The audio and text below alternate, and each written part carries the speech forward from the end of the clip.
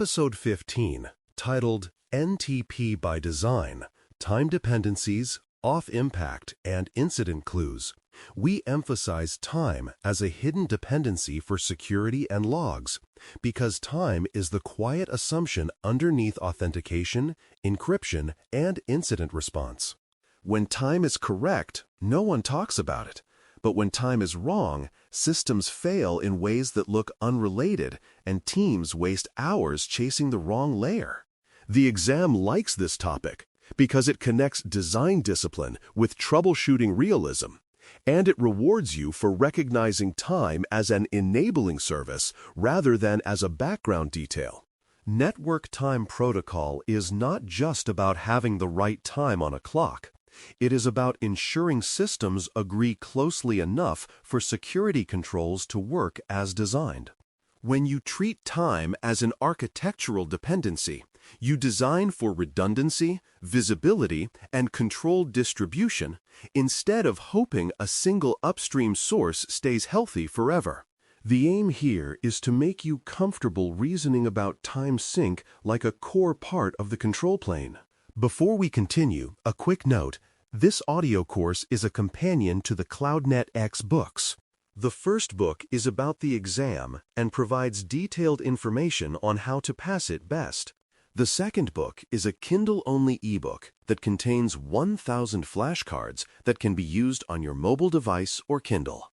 Check them both out at cyberauthor.me in the Bare Metal Study Guide series. Clock drift is the first concept to internalize because small differences become big problems when authentication tokens and sessions depend on time windows.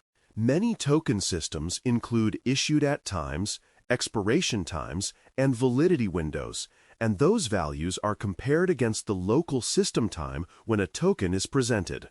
If a client clock is ahead, tokens can appear expired the moment they are issued, and if a client clock is behind, tokens can appear not yet valid, both of which cause confusing authentication failures.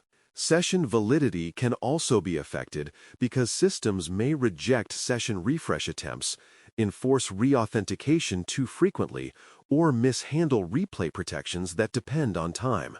Drift does not need to be dramatic to cause trouble, because many security mechanisms use tight windows to reduce replay risk and to limit the blast radius of stolen tokens. In exam scenarios, if authentication begins failing broadly without a clear change to identity configuration, time drift is a plausible root cause, especially when failures appear across many systems at once. Understanding drift helps you avoid blaming the identity provider when the real issue is that systems cannot agree on now. Certificates provide another time-dependent failure mode, and they fail in predictable ways when system time is wrong, because certificate validation relies on validity dates. A certificate has a not before time and a not after time, and systems check whether the current time falls within that range when establishing secure sessions. If a system clock is behind, a valid certificate can appear not yet valid, which can break secure connections immediately after certificate deployment or rotation. If a system clock is ahead, a valid certificate can appear expired, which triggers failures that look like sudden trust loss. These failures can cascade, because secure connections underpin many dependencies, including directory access, application programming interface calls, monitoring agents, and update systems. In practice, certificate failures caused by time errors often produce alarming messages that tempt teams to rotate certificates unnecessarily, which can worsen the incident. On the exam, when you see widespread secure connection failures that do not align with certificate expiration schedules, time correctness should be in your short list of causes. Stratum sources describe the hierarchy of time distribution, and redundancy matters because a single time source can drift silently or become unreachable without immediate obvious symptoms. A lower stratum number indicates closer proximity to an authoritative source, such as a reference clock or a well-synchronized upstream, while higher strata are further downstream. The exact numbering is less important than the hierarchy idea. Internal systems should not all query the same external source directly, and they should not depend on one upstream path without backup. Redundancy prevents silent drift because multiple sources allow comparison, sanity checking, and continued synchronization when one source is degraded. Without redundancy, a system can be confidently wrong, continuing to serve time that is incorrect, and clients will follow it because they trust the hierarchy. In exam reasoning, answers that include multiple upstream sources and a clear distribution hierarchy often align with resilient design, especially in environments where authentication and logging are critical. The main takeaway is that time is like any other dependency, and single points of failure are unacceptable when the impact is broad. Placing internal time servers close to critical infrastructure is a design move that reduces latency, increases reliability, and limits exposure, because time synchronization works best when it is predictable and reachable. Critical infrastructure includes identity services, directory services, logging pipelines, certificate authorities, and core monitoring systems, all of which depend on consistent time to function correctly. When internal time servers are nearby in network terms, they are less likely to be affected by transient internet outages, asymmetric routing, or boundary policy changes. Local placement also reduces the need for many internal systems to reach out to external sources, which simplifies firewall policy and reduces security exposure. The exam often frames this as an architecture decision in a hybrid environment, where you must decide whether to rely on external time directly or to distribute time internally. A mature design uses internal time distribution as a stable service, with carefully controlled upstream synchronization at a limited number of points. This approach also supports incident response because you have fewer external dependencies to question when troubleshooting begins. Firewall policy and monitoring matter because time synchronization traffic must be allowed intentionally and verified, or it becomes an invisible failure waiting to happen. If time traffic is blocked between clients and servers, systems may drift gradually, and the symptoms may appear hours or days later as authentication failures, certificate errors, or log correlation problems. Policy design should consider not just reachability, but also limiting who can provide time, because allowing arbitrary sources increases the risk of incorrect time and malicious manipulation. Monitoring is essential because time services can fail quietly, especially when clients fall back to local clocks and continue operating until a time-dependent control rejects them. In practice, monitoring includes both service availability checks and sanity checks on offset, because a reachable but wrong time server is more dangerous than an unreachable one. In exam scenarios, if the prompt mentions a recent firewall change followed by authentication issues, time sync reachability should be considered as part of the causal chain. A good answer acknowledges that foundational services require both policy allowance and visibility into their health. Secure configuration choices become relevant because time can be attacked, and a compromised time source can undermine authentication, logging integrity, and incident reconstruction. Using authenticated time sources when possible reduces the risk that clients accept time updates from malicious or spoofed sources, especially across less trusted networks. Even when full authentication is not available, you can reduce risk by limiting accepted sources, using internal hierarchies, and ensuring upstream sources are controlled and monitored. Secure design also means protecting the time servers themselves, because if an attacker can change their configuration, they can shift time across many dependent systems. This is one of those cases where the impact is disproportionate, because a time manipulation attack can invalidate logs, confuse correlation, and break authentication in ways that hide other malicious actions. On the exam, security-focused answers often include the idea of trusted internal time distribution and controlled upstream synchronization rather than random time synchronization across the environment. The practical message is that time is part of security posture, not separate from it. One of the clearest incident clues is when logs disagree because clocks diverge, and that disagreement makes investigation slower and sometimes misleading. If two systems report events in different orders because their clocks are offset, you can draw incorrect conclusions about causality and sequence.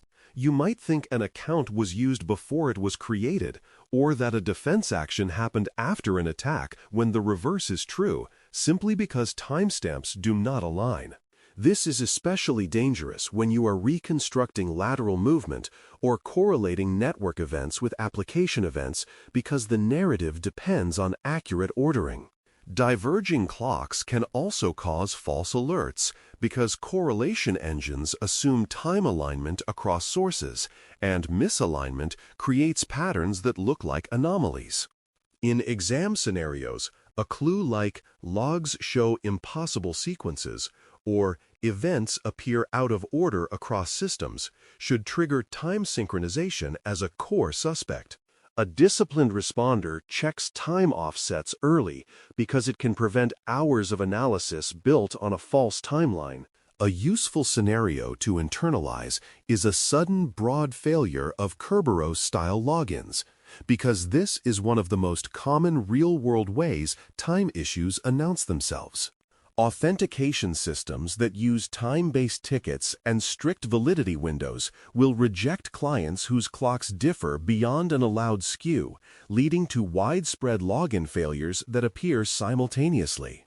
The failure feels broad because many users and services rely on the same ticket mechanism, and a single drift issue can disrupt access across the organization. If a time server drifts or becomes unreachable, clients may slowly diverge until the skew threshold is crossed, at which point failures begin abruptly from the user's perspective. This can be mistaken for an identity outage, a directory outage, or a certificate problem, and teams may restart services unnecessarily. The key in this scenario is that the cause is often not the authentication logic itself, but the shared time assumption that the logic depends on. Exam questions that mention sudden widespread login failures without a clear identity change often have a time dependency at their core. A pitfall that repeatedly causes outages is relying on one upstream source without alerting, because time failures are often gradual and silent until they become catastrophic. If an upstream source fails or drifts and there is no alerting on offset, you may not notice until users cannot authenticate or secure connections start failing. Single-source dependency is especially risky in environments with constrained connectivity, where a temporary outage can force time servers into holdover for long periods. Without alerting, holdover looks like success until it is too late, because systems keep running and only time-dependent controls reveal the drift. A well-designed system uses multiple upstream sources and monitors both reachability and accuracy, with thresholds that trigger investigation before authentication breaks. In exam logic, answers that include redundancy and monitoring are often favored over answers that simply say, use an external time source, because the question is testing resilience and operational maturity. The lesson is that works most days is not a design requirement, and time services need the same reliability thinking as any critical dependency. Another pitfall is virtual systems inheriting bad host time, because virtualization can propagate time errors quickly and at scale. Virtual machines often depend on the host's clock behavior, and if the host is misconfigured or drifting, many guests can inherit similar inaccuracies. This becomes dangerous because it creates correlated failures, where multiple systems drift together and cross validity thresholds at roughly the same time. Teams may then misinterpret the pattern as an application release problem or a network outage because the failures are synchronized. Virtual environments also introduce timing quirks such as pauses, migration events, and resource contention, which can affect timekeeping if not managed carefully. The practical response is to ensure hosts are well synchronized, to ensure guests use a stable time synchronization strategy, and to monitor offset across layers. In exam scenarios that mention virtualization changes or broad failures across many virtual systems, host time inheritance should be part of your reasoning. A quick checklist helps keep your approach consistent. Sources, hierarchy, reachability, alerts, and validation, because these are the elements that make time reliable rather than accidental. Sources means you have trustworthy upstream references, preferably more than one, so you are not dependent on a single path. Hierarchy means internal distribution is structured, with internal servers feeding critical infrastructure and clients so that not everyone depends directly on external reachability. Reachability means firewall policy and routing allow synchronization traffic where it must flow, and that those paths are stable under normal and degraded conditions. Alerts means you detect both loss of sync and unacceptable offset before users experience failures, and you treat drift as an incident precursor. Validation means you periodically check that systems agree within acceptable thresholds and that logs can be correlated reliably, because correctness must be confirmed, not assumed. This checklist is the mental tool that turns time from a background hope into a managed service. To close the core with a placement prompt, imagine you must decide where to place time services in a hybrid environment that includes cloud workloads, on-premises identity systems, and a central logging pipeline. The placement decision should favor internal time servers close to critical infrastructure so that identity and logging remain stable even if external connectivity is degraded. You would minimize the number of systems that need direct external time access, limiting that exposure to a small set of controlled internal servers with redundant upstream sources. You would ensure time services are reachable from both on-premises and cloud segments through defined policy, because fragmented time domains cause correlation problems and authentication failures across boundaries. You would also consider the operational domain, such as whether cloud-native time sources are trusted and monitored, and how they integrate with internal hierarchy. The exam often expects you to choose a design that reduces dependency sprawl and increases observability rather than one that relies on every system reaching the internet for time. In the conclusion of Episode 15, titled NTP by Design, Time Dependencies, Auth Impact, and Incident Clues, the core idea is that time is a hidden dependency that powers security controls, certificate validation, and trustworthy logs. Clock drift can invalidate tokens and sessions, and incorrect system time can cause certificates to appear not yet valid or expired, producing failures that masquerade as identity or encryption issues. Stratum hierarchy and redundancy prevent silent drift, and placing internal time servers close to critical infrastructure reduces exposure and improves reliability in hybrid environments. Firewall policy and monitoring must support time synchronization traffic, and secure configuration should prefer trusted and authenticated sources when possible to reduce the risk of time manipulation. Incident clues include disagreeing logs and sudden Kerberos-style authentication failures, and common pitfalls include single upstream dependency without alerting and virtual systems inheriting bad host time.